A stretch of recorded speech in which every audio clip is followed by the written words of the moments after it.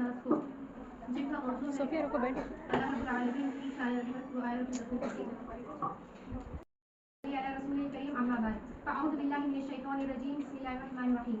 میرے محترم اساتذہ اکرام اور میری پیاری ہمدینی بہنوں، السلام علیکم ورحمۃ اللہ وبرکاتہ. آج کے اس انجمن تہذیب اللسان میں میرے تقریر کا عنوان ہے اللہ رب العالمین کی شان رحمت اور اس کی وسعت. حضرت ابو ہریرہ رضی اللہ عنہ سے روایت ہے، رحمت عالم صلی اللہ علیہ وسلم نے فرمایا، حق تعالیٰ کی رحمت کے 100 حصے ہیں، جن میں سے ایک حصہ نازل فرما کر انسانوں، جانوروں اور زہریلے جانوروں کے درمیان تقسیم فرمایا ہے.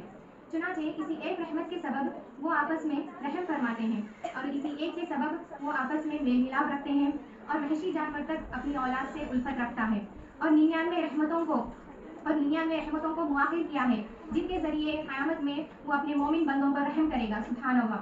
حق تعالیٰ کی رحمت عالم کی وسعت اور اس کا مطلب.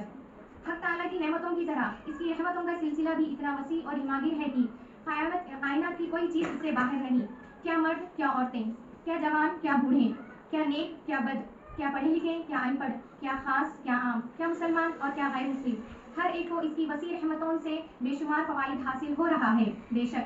اور جہاں تک عذاب کا بات ہے تو قرآن کہتا ہے، قال عذابی اصیب به من اشاء ورحمتی وسعت کل شیء. اللہ رب العالمین کا فرمان ہے، میرا عذاب تو میں اسی گنہگار پر نازل کرتا ہوں جس پر چاہتا ہوں. میرا عذاب تو میں اسی گنہگار پر نازل کرتا ہوں جس پر چاہتا ہوں. اور جہاں تک میری رحمت کا معاملہ ہے وہ ہر چیز پر چھائی ہوئی ہے. یہ تو عجیب بات ہے کہ عذاب الہی میں ہر گنہگار کو مبتلا نہیں کیا جا سکتا، مگر رحمت الہی سے ہر ایک کو نوازا جاتا ہے. بے شک. اور رحمت کیا ہے؟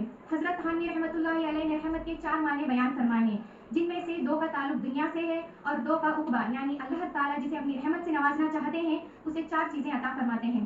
پہلی، توفیق ایمان. دوسری، وبداعت یعنی رزق کی وسعت و برکت. تیسری، مغفرت. چوتھی، دخول جنت. گنہگاروں کو موقع دینا اور امید لانا اللہ تعالیٰ کی رحمت کا اثر ہے. اس کے علاوہ دنیا میں اللہ رب العالمین کو اپنی نافرمانیوں کے باوجود بے شمار نعمتوں سے نوازتے رہنا، یہ تو رحمت الہی کا اثر ہے. کیونکہ حق تعالیٰ اپنی نافرمانیاں کرنے والوں سے نعمتوں کو سلب کر لیتے یا فوراً مواخذہ فرما لیتے تو یہ اس کا ظلم نہیں بلکہ عدل ہوتا. لیکن عدل کے بجائے فضل سے کام لیا، کیونکہ اگر وہ عدل کا معاملہ کرتے تو اس روئے زمین پر کوئی زندہ باقی نہ رہتا. اللہ رب العالمین اگر لوگوں کی ظلم و زیادتی پر فوراً مواخذہ فرماتے تو اس دنیا میں کوئی جاندار زندہ نہ رہتا. عذاب الہی سے سب کے سب ہلاک ہو جاتے، کیونکہ اس کائنات میں اللہ رب العالمین کے فرما برداروں سے زیادہ نافرمان بستے ہیں. احکام الہی کی اطاعت کرنے والے کم اور اس کی بغاوت کرنے والے زیادہ ہیں. حتیٰ کہ اس گلشن ہستی میں ایسے لوگ بھی موجود ہیں جو اللہ رب العالمین کا انکار کرتے ہیں اور اس کا مذاق کرتے ہیں اور حق پرستوں پر ظلم و زیادتی کرتے ہیں.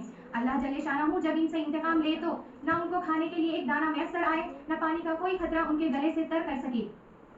یہ تو اس کی رحمت کا نتیجہ ہے کہ نافرمانوں اور گنہگاروں کو فوری طور پر مواخذہ کیا جاتا ہے، نہ ان سے ان کا رزق بند کیا جاتا ہے اور نہ ان کی نعمتوں کا سلسلہ منقطع کیا جاتا ہے، نہ ان کے گناہوں کو ظاہر کیا جاتا ہے. سبحان اللہ. نہ ان کے گناہوں کو ظاہر کیا جاتا ہے بلکہ انہیں بار بار مہلت دی جاتی ہے اور بار بار توبہ کے لیے موقع دیا جاتا ہے اور انہیں امید دی جاتی ہے.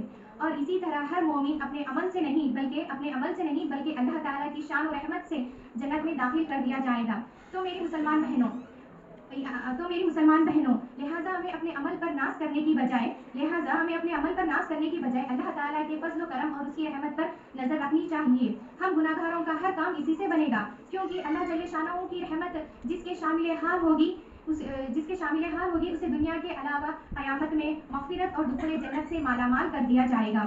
اور قیامت میں رحمت سے یہی مراد ہے کہ اللہ تعالیٰ دونوں جہاں میں اس کی رحمتوں کا سایہ ہم سب کو تمام عطا فرمائے. اور آخر میں میری دعا ہے کہ اللہ تعالیٰ ہم سب کو کہنے سننے سے زیادہ عمل کرنے کی توفیق عطا فرمائے.